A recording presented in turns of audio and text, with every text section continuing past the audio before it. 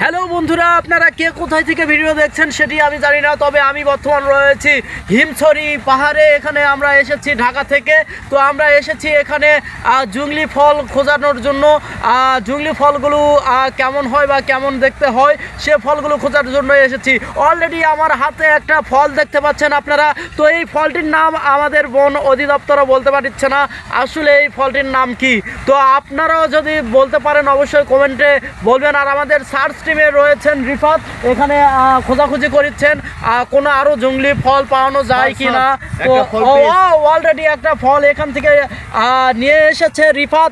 তো রিফাত, এই ফলটির নাম কি হতে পারে তুমি কি জানো?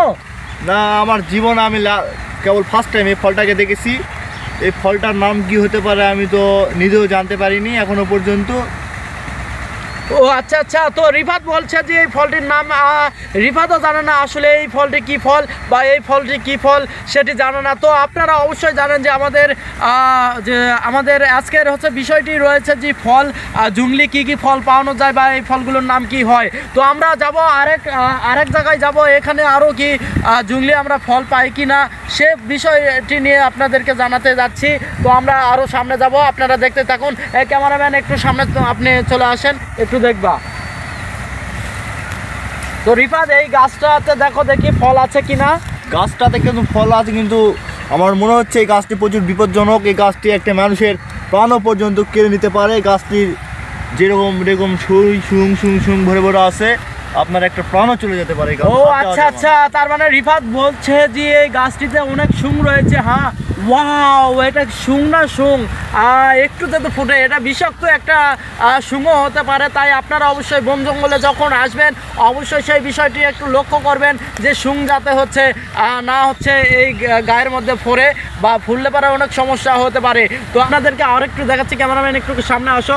যে এই যে ফল আপনারা দেখতে পাচ্ছেন, এখানে আরেকটি ফল দেখছি। আসলে এই ফলটির নাম কি সেটি আমরা বলতে পারছি না। তো আপনারা অবশ্যই কমেন্টে বলবেন ফলটির নাম কি হতে পারে বা আপনারা একটু বলবেন আমাদেরকে। তো রিফাত, আমি যে বিষয়টি বলছিলাম, আপনারা যদি জীবনে কোনোদিন এই বন জঙ্গলের ভিতরে আসেন তখন খুব সাবধানে চলাচল করবেন, কারণ এই দেখুন কত বড় বড় কাঁটা। যদি আপনার শরীরের ভিতরে যদি ফোটে তাহলে আপনার কি অবস্থা হবে। তার মানে বড় বড় আমরা কাঁটা দেখতে পাচ্ছি এখানে এই হিমছড়ি জঙ্গলে।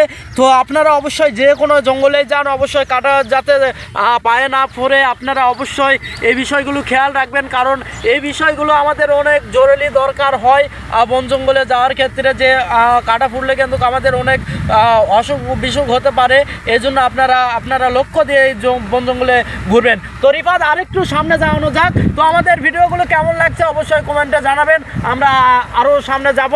আর আমাদের ভিডিওটি আজকের এই পর্যন্তই, আজকের পর্ব থাকবে। আগামীর পর্ব আমরা তৈরি করব, আরও সামনে কি আছে আপনারা দেখবেন। তো সবাই ভালো থাকুন, আমাদের ভিডিওগুলো দেখুন।